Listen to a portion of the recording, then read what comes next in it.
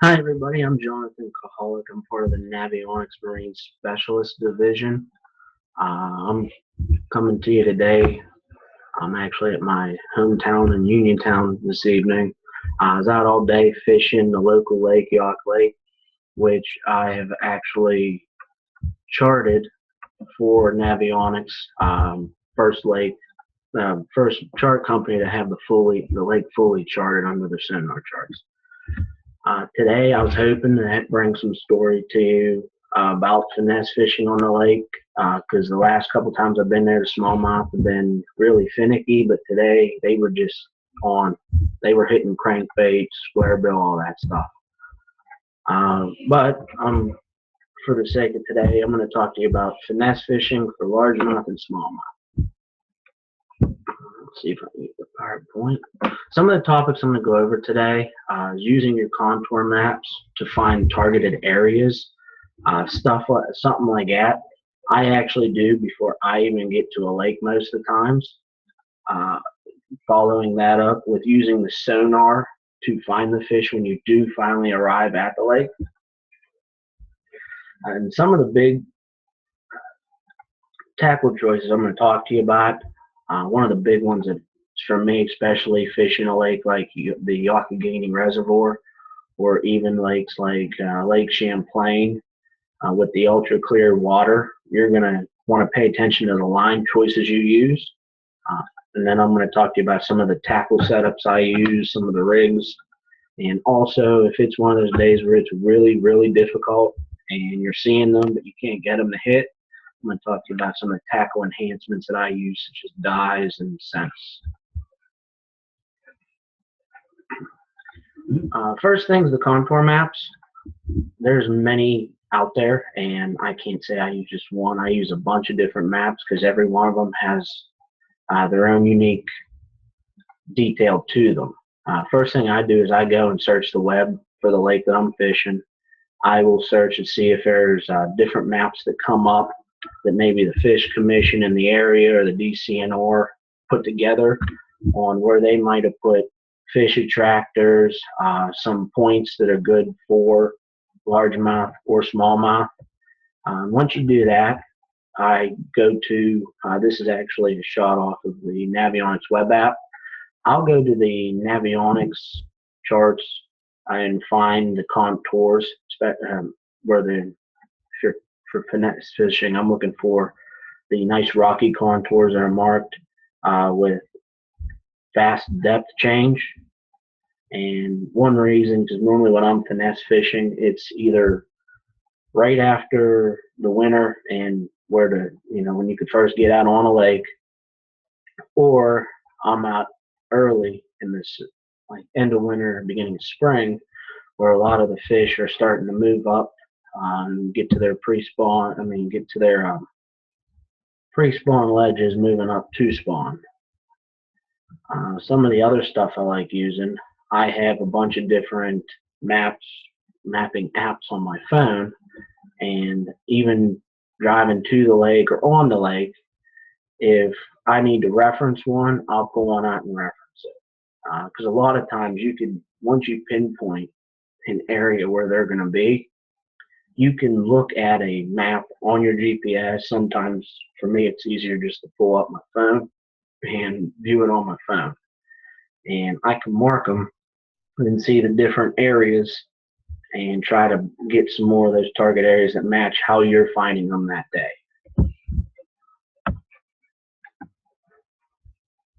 And once I'm on the lake and I have some of the marked areas that I've made previous to arriving, I'll put them in my GPS, because most of the time if you're using a web app or even your cell phone app or something like that, you can get the lat long.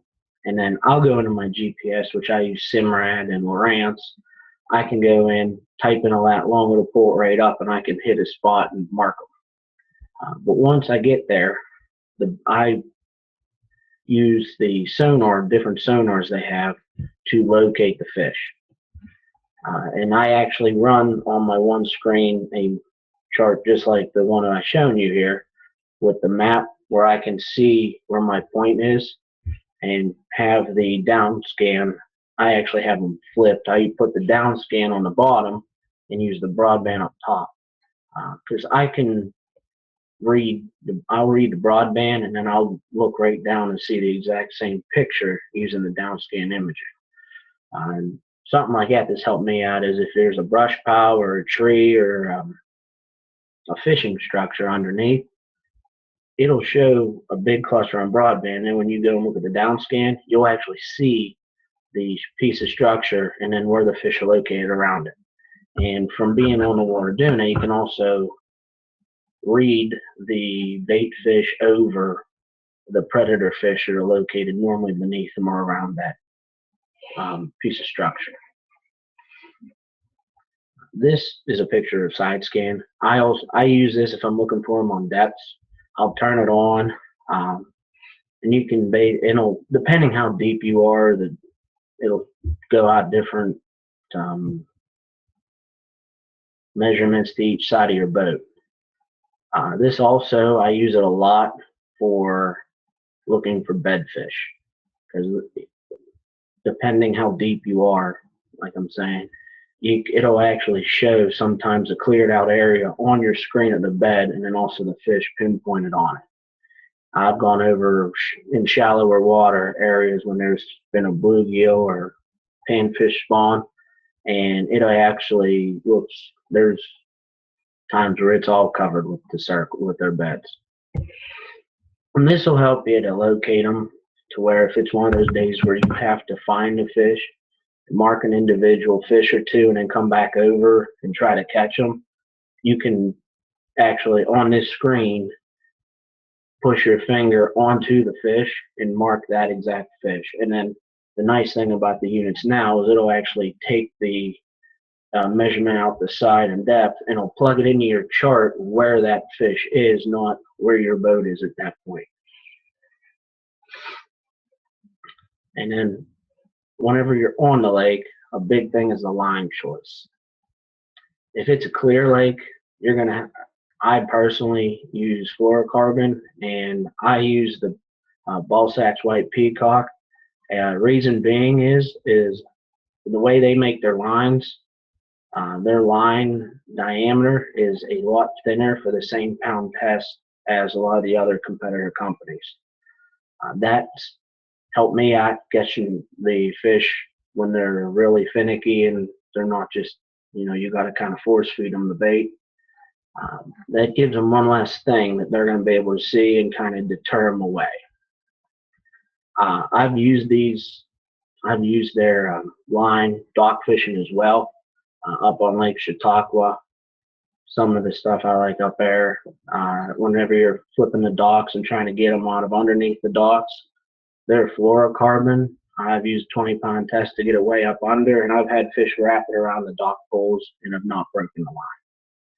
That being said, I wouldn't sit there and throw the same, not tie new knots and strip some line off every now and then, but I've never had a problem using a thinner diameter with the same pound test as, that some of the people have. Now, if you're fishing more shallow, you can get away with using the monofilament line. They have many different types of it. I personally use the iguana. It's a green line. I actually, locally in the rivers for smallmouth, I'll throw a 6 to 8 pound test line, which in their diameter is like a 4. It's very thin line. You have to be extremely confident using it because, you touch it, you can barely see the line. But I've had occasions where I've fished right behind somebody using that line, and I've caught twice as many fish to their one.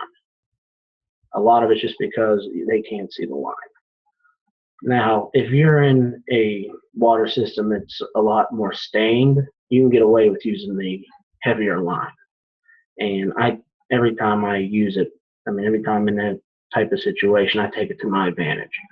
Because if I can get away with using a thicker line, you don't have to worry about snapping the fish off. You can also, get it into the boat quicker. And I personally shouldn't do, but I boat flip a lot of the fish. And if you're using some of that real thin line, that would not be a good idea. You'd have to net them, because I've lost a couple because of doing that. So I would use, wherever you're comfortable with. A lot of this is where it gets down to a lot of the more what I'm really coming to talk about today. Whenever you're finesse fishing, don't be afraid to use really small baits. Some of the ones that I like using, these I drop shot them, and I also Nico rig with them. They're real small, kind of razor worms. But with this worm, you can do a bunch of different techniques. And if you're finding where they're grabbing the tail, you can also cut some of the front of the worm off to where you get the hook closer to where they're grabbing. Now with these worms and different drop shot baits, I know Jackal makes a crosstail shad that works really well. You need what I look for when they're real finicky is the action in the tail. That's like a razor thin tail on it. That gives it the lifelike action while it's in the water. And it also, these being super soft, whenever they bite down on it, it doesn't feel fake to them. And when a fish is barely hitting, anything that you throw in front of them gotta be as real as you can get it. Now, if you're sitting there and you locate them and you're bed fishing with them, I throw tubes. I'll do shaky heads and all that and stuff like that. A lot of times with that, they'll pick it up by the tail just to move it. So patience is something that you need to have, which I'm real bad at it because I don't. A lot of times I'll miss them or kind of skip over them to another one where I shouldn't. And don't be afraid to change it up with the color, because even just up on Erie, and I've even had these work on Champlain, a lot of people don't like using pink, or they have a comment about using it. I've had a lot of success up there using a bubblegum DS darter or even a bubblegum fluke. And also, if you ask anyone, that a lot of the locals who river fish in the city of Pittsburgh, they always have the bubblegum flukes and the white darters, or the white flukes with them as well. Sometimes whenever you need that different color or something they haven't seen every day to finally get a reaction out of that fish. And the wacky rig that's on the right here, there's a couple different ways to rig it also. I found that you got your normal just wacky rig here, where you just put the hook through it and the weight of the worm you're using will drift it down in that subtle motion. Don't be afraid to change it up. I've had it to where I put a nail in the side of one so it kind of pulls it down on an angle, and that be the ticket. Also, you can cut it, modify them, anything different whenever you're finesse fishing. I find will work. And then another big one that I use a lot, the modifications. I've used like flipping like a zoom lizard, and I've gone in and cut different appendages off, which gives it a different look in the water. Sometimes that different look is what you need, is what I found to be work and have a ton of success on. I'm also a big user of the Liquid Mayhem scents. I don't know if they work or not, but I'll tell you this, I've used them on times where the fishing's been hard, and I've been able to coax fish to hit that normally shouldn't or wouldn't. Also, I've had occasions where the spike at dips have worked for me very well, because not only are a lot of them a scent, they're also a dye. I've been up on Lake Oneida fishing an ABA tournament. I was throwing the same thing as the co-angler in the back of the boat.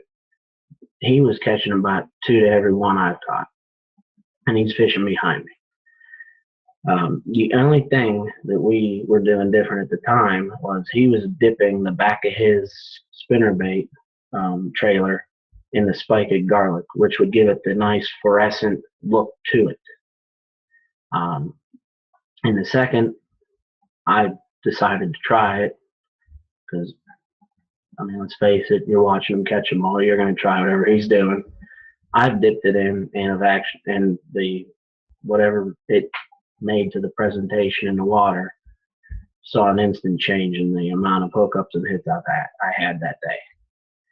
Now, going on that, you can take a lot of your finesse baits that you're using, such as whenever you're bed fishing using the crayfish, you could dip the pinchers in the garlic, which will give it that orange look on the bait. I mean, the yellow, orange, whatever dye you have on the bait, which whenever it's in the water gives it that little distinct feature that might catch that fish's attention. And a lot of times with some of the Senkos that I use, finesse fishing around docks and in rivers around barges or barge tie-ups or just rip rapids in it, I'll take the Senko and dip the two ends in the garlic, in the spiked garlic, and give it the two yellow tips to it. And I've had it where their fish actually have come up to it and just bit the yellow and broke that right off of the Senko. Another tool that I like using when I'm using the soft plastics, which when you're finesse fishing, you downsize to a little bit of a smaller one than normal, which at the same time, with it being smaller, you normally, well, my situation, you normally go through twice as many just because of the less of the body to it. Tool I like to use, it's by the Hook Pal, and all you do really with it is they give you these little plastic discs that you push on your hook on the first side, put your soft plastic on, push another one on the second side. What it does is whenever you have that fish on, it distributes the stress over the whole soft plastic and not just that area where the hook's in it. And that actually has saved me going through bags and bags of soft plastics. And a lot of times when you're finesse fishing, I found out that from going through all the ones and changing to find what they want, that the one that I have that they're liking, I only have one bag of. And in a case like that, when you're in a tournament, you don't have the time or the luxury of just going and getting another bag. You got to use what you got. And if you're having it to where you're having them hit on that one, this tool can extend the life of each one of the plastics in that bag. So you can make a bag of like 4-inch Senkos last maybe 30, 40 fish instead of losing the Senko every single catch. That's a neat little tool I use. Oh, let's see. Some of the other stuff I like doing, whenever you're finesse fishing, especially on drop shot, the amount of line you put between your actual drop shot bait and the weight, I'd play with it. Because sometimes depending what the fish is eating, for instance, like on Lake Erie, a lot of times the smallmouth are targeting gobies. Depending on the grass that you're drop shotting in, depends on a lot of times where the gobies are at. I'll normally use an adjustable weight as my drop shot weight. So when I'm trying to drop shot down on them and I'm not getting any reaction, I'll shorten the tag line between the weight and the drop shot bait. And a lot of times, once you find the length in there that you need, you could stay in that spot and catch fish all day. But sometimes you have to get that bait right to where they need it to be to get them to hit it.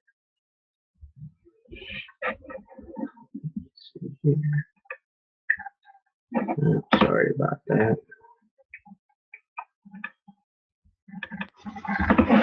So I know there's a question and answer page up there. If anyone wants to make comments, I'll freely answer anything you want, because I kind of want to make it more informative for what you guys are looking for. I went over a little bit of the stuff. Most of the stuff I use for finesse fishing. If you want anything specific answered, please feel free to comment in there, and I'll get on, and I have it pulled up right now, and I'll answer anything and talk about it.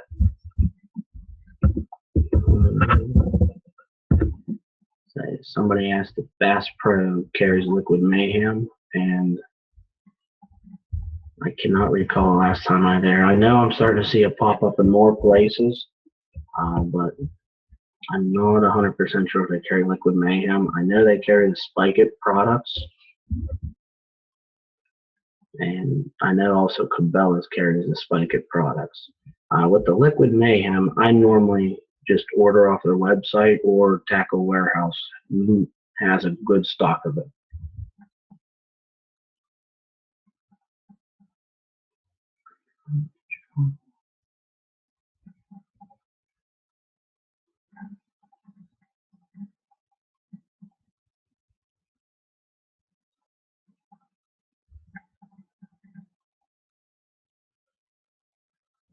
Does the pre-front and strong start and stop is it when the front?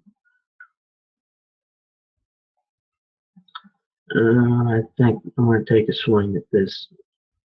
Feel free to post if I didn't understand it right. Normally, the last tournament I fished down on Tiger Lake in West Virginia, before we had a couple fronts come in. We had two smaller ones before a real big one came in. With the two smaller ones coming in, the fish actually went real deep in the reservoir, and it was really hard to find them. You could see them. I threw about everything I had in the boat at them, and probably lost more jigs and hooks and baits than anyone else in that tournament. Now, during the day, we had a real bad cold front come in, which brought actually hail and rain. During that, I was throwing a shaky head and pulling it down the drop. It went from like 4 foot to 20. And in the 20-minute span right before that strong cold front came through, they hit like mad. They came out from 60, 70 feet in this reservoir all the way up to 4 to 5 foot. But as quick as they came up, they fed. They ate, they ate for like 15, 20 minutes out of an 8-hour tournament. And as quick as they came up and ate, the minute that cold front came in, there was about 5 minutes during it they hit, and then they just all went right back down. Another question, what type of rod and reel setup do you use? That's actually a real good question that I forgot to talk about in this webinar. I use, when I'm finesse fishing, a medium light spinning rod. I also use like a 3000 series spinning reel. And the reason I use a medium light is it gives you the flexibility. It gives you like it allows you to put more action on a soft plastic to where you can do more with it. You can get more movement out of it. You can entice that fish to come in and bite on what you're, like the soft, like the drop shot worm, the crayfish that you're throwing to make it look more lifelike. I also don't go with a real long rod. Like my finesse rods are about 6'9". The biggest one I use is a 7 foot. And the only time I use that is if I'm throwing a little bit of a heavier jig on my shaky head. It just gives you a little bit of leverage to flip it up in there.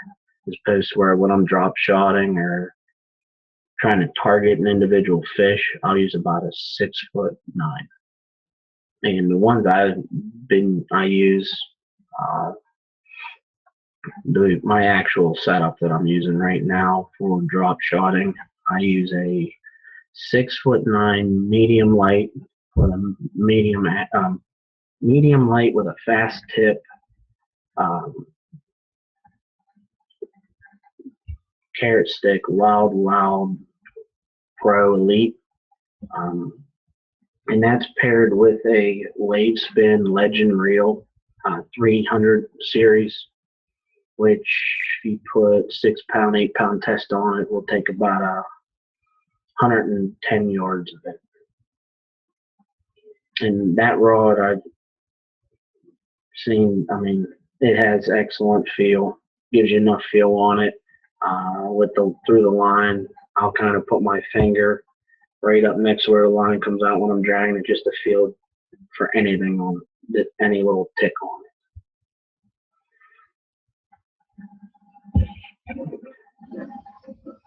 The tool that I was talking about that extends the life of the baits that I use, it's called the Hook Pal. Tackle Warehouse, I know, finally has them in stock. You can also order it off of their website. It's thehookpal.com. And I've been using it for about 2 years, and it helps a lot.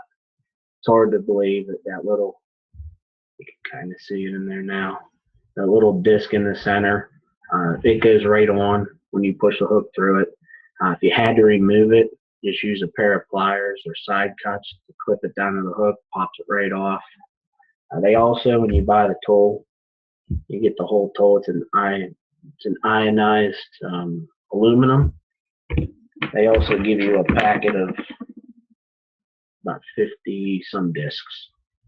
You can get them too. They'll send you them as well. You can also get replacements for the discs. They make them in black. They make them in clear. And they also, if you like to, use bigger tackle for bigger fish like muskie and that, they make a bigger sized disc and a whole different tool that you can actually use for that.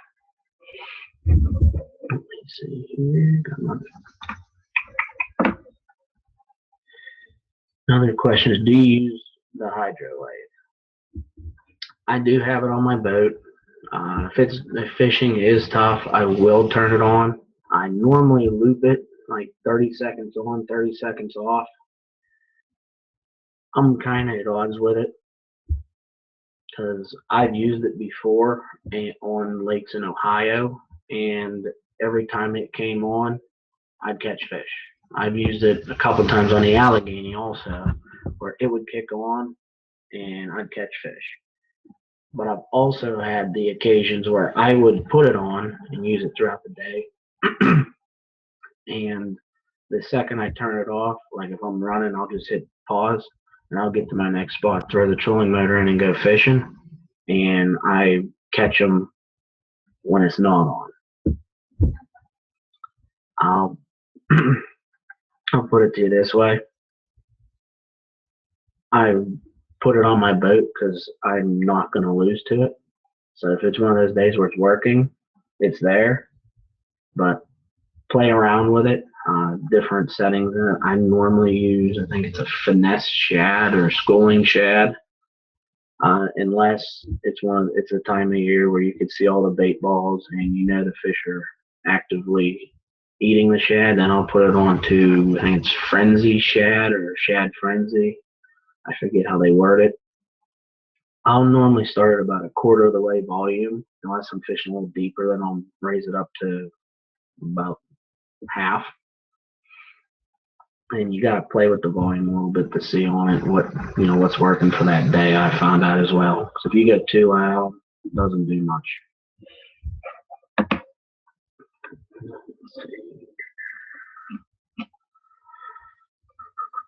Does anybody have any other questions? Okay. You're welcome. You're welcome, John.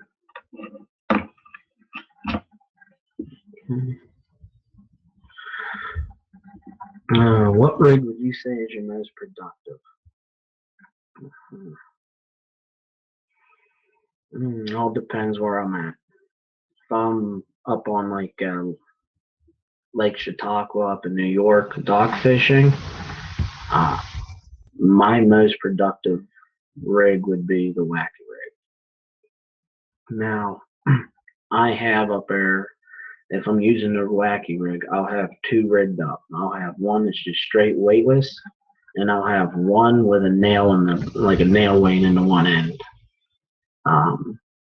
Because a lot of times when I'm out there, you can throw one at the dock, have a fish hit, miss them, throw back in, nothing. I'll pick the other one up, throw it in, and it, with that little bit of a different presentation in the second one, is enough sometimes to get them to hit. And also on a lake that's highly pressured, like Lake Chautauqua and even, you know, areas in the Chesapeake Bay and all that, something a little bit different will produce will get you those hard to get hits. Now, if I'm on a area like the rivers, like the Three Rivers of Pittsburgh, I'm throwing two different rigs. I'm throwing one, a weightless darter, which I actually have one sitting here. I'll show you what that is. I'm throwing a weightless darter. Kind of looks like a hybrid of like a crosstail shad and a minnow or something like that. But I'll throw that weightless, and they'll actually, as it's falling, they'll come out, look at it, and just barely grab it. And the other rig on the rivers I'm throwing is the drop shot. Now, with the drop shot, I'll throw the jackall crosstail shad a lot because it's, I'm sure a lot of you are familiar with it. It's small enough to where if they're really finicky on hitting it, more than likely they're going to grab the hook when they grab it. Now, I've also thrown a drop shot darter, which I know Poor Boys makes. I've also thrown smaller 4-inch Senko's wacky on those, but they're two of my, on like a river situation, two of my go-tos.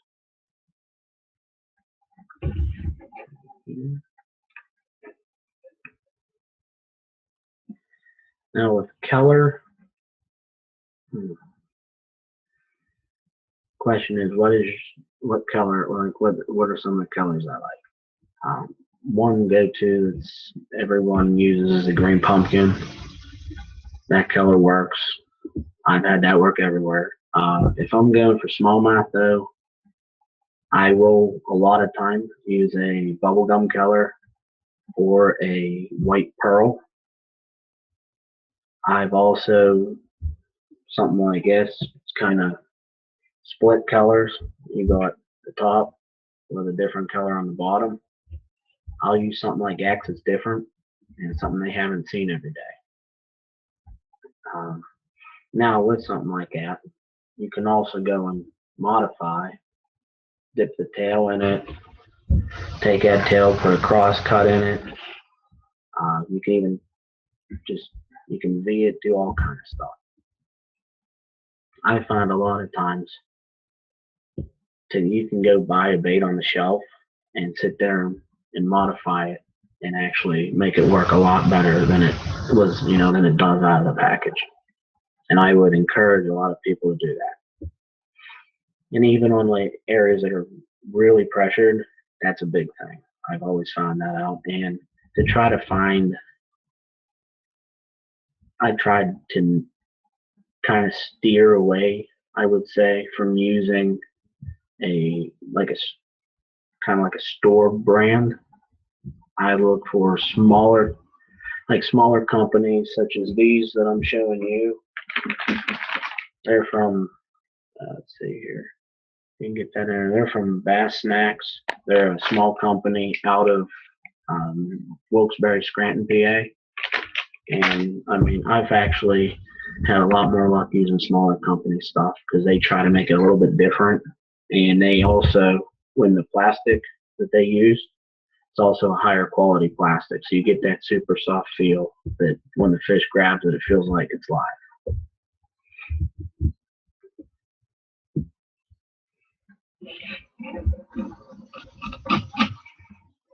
See, does anyone else have any questions?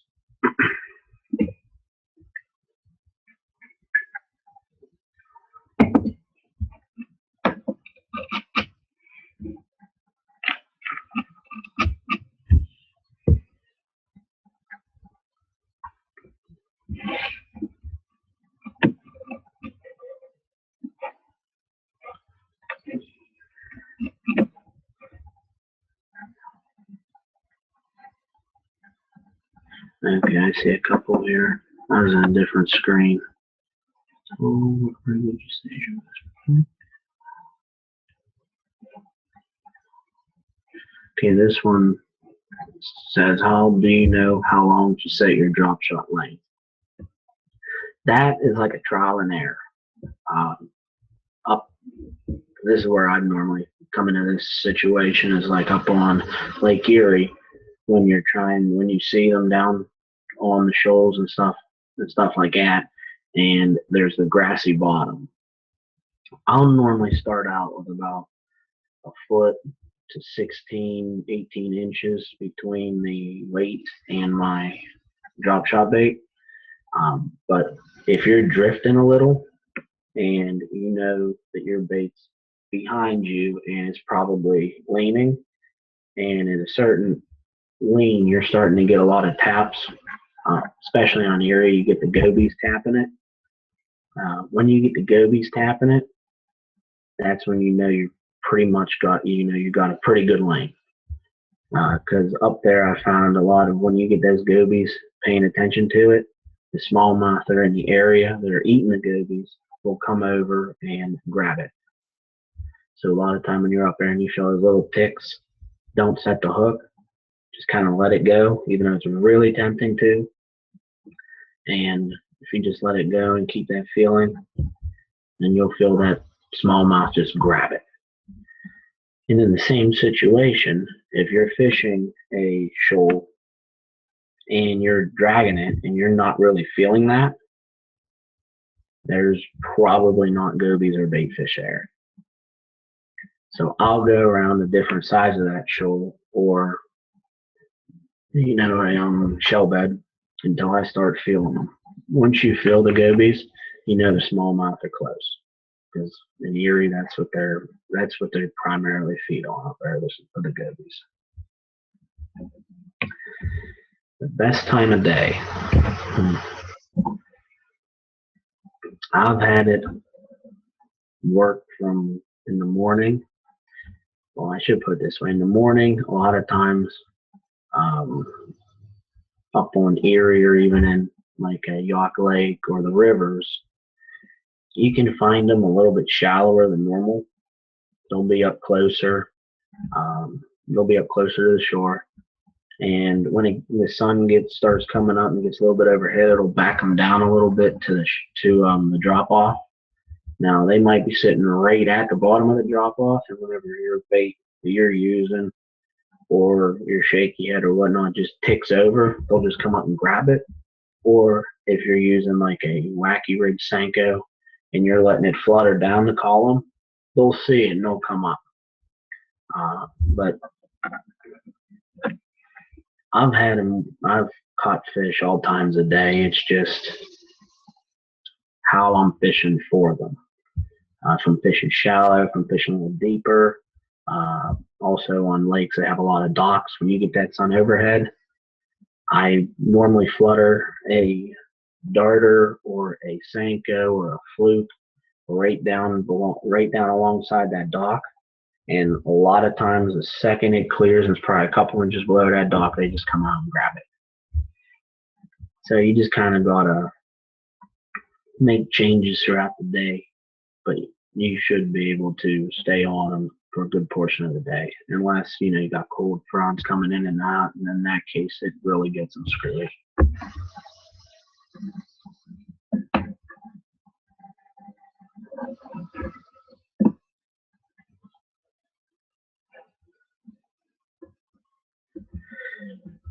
Okay, next question is for on the line, on the side of the line, do you run full fluoro or liters? If so, do you vary leader length, and what determines that length? On most of my rods, I'll run, if it's a monofilament that I got on the spool, it's just straight mono. And if it's like a fluorocarbon, I'll run straight fluoro. But there's some occasions where I will, put like a fluorocarbon leader. And a lot of times what determines the length that I'm using is I kind of keep in my head what the max depth that I'm going to try to get it down at. And I'll use probably about 20 feet more, just so there's still fluoro on the spool, and I kind of use the mono as a backer. Or if you're shallow and you just want a little bit to get it down, I normally put 7-8 foot of it, just so whenever you're reeling in, I don't like having that knot go through the eyelets, and it's just a personal preference I have, because I just feel it sometimes. If that knot keeps going through, you're going to get the knot weak, and depending how much is out, it might be frayed enough just to snap right at the knot. But normally I run straight mono or fluoro with those separate different occasions. What pound test line do you use most often? The majority of the time I'm using between 6 and 10. Now, if I'm throwing a crankbait, I'm using 20.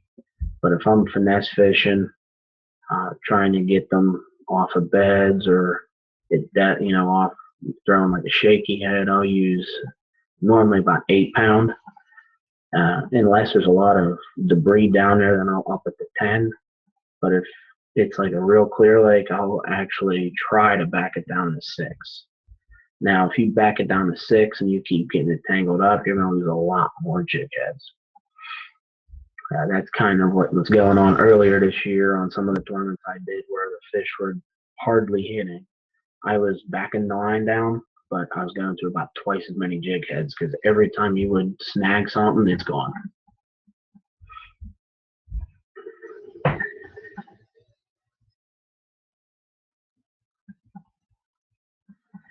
Okay, the next question I have is, if you pull up to an area and you see the fish in the shallows, what would I throw first?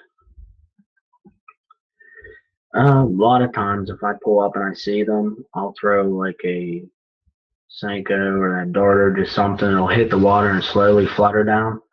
Because a lot of times if you can see them, they are actively looking for, like if they're shallow on the shoreline, they're actively looking for food. And just that plunk in the water, normally it'll get their attention to turn around and come get it. And if you let it flutter down, you can see them come pick it up. And then if it's clear, you can literally watch them grab it, take it down, and then engulf it, and know right when to set the hook to where you're going to get a good hook set. Now, if you're fishing shallow and they're on like beds, I'll switch to throwing like a shaky head or a crayfish on a small jig. Just something that, would try to get in there and basically eat the eggs off the nest. And in a case like that, it gets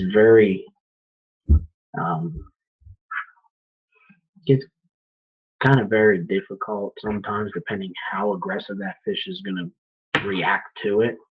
because if they're just picking it up to move it, a lot of times they'll grab, if you're throwing a crayfish like the pinchers, pick it up, move it. Or if you're throwing a shaky head, they'll just take the bottom or the top, pick it up, move it. So they're not really going to grab the hook. In a situation like that, I would almost cut everything down on it to where he would almost be forced to grab it. But you also, if you could see it, you just have to watch and wait for the right time to set the hook, or you're going to rip it out of the fish's mouth.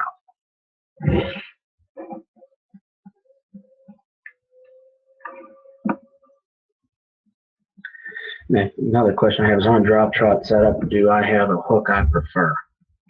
I got a couple that I will use that I've never had a problem with. One of them is the standout hook. It's really easy to do. You don't really got to spend some of the time tying the knot perfect. You can just tie on, put the leader through the second little hole, slide it through, and it'll constantly keep it stood up. If you're going to, on the drop shot rig, something I like to do also is right above the bait, I'll put a swivel.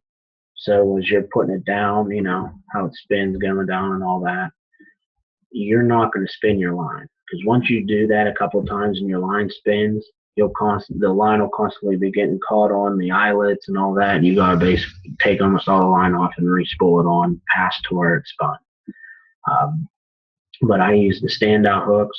I like using the Trocars, and the Gamakatsus are pretty good. I've never had a problem with them. One hook that I have used that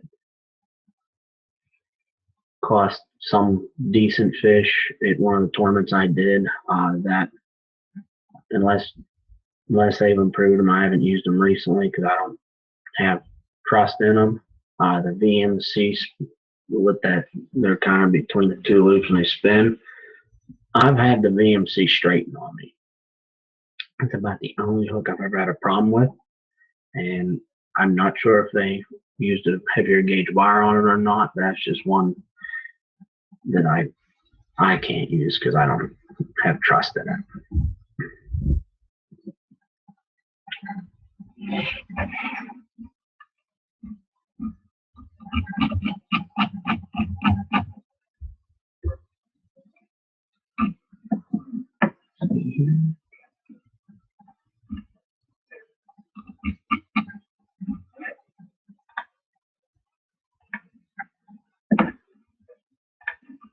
Does anybody else have any other questions that I didn't answer, something you want me to talk more in depth on or explain more thorough?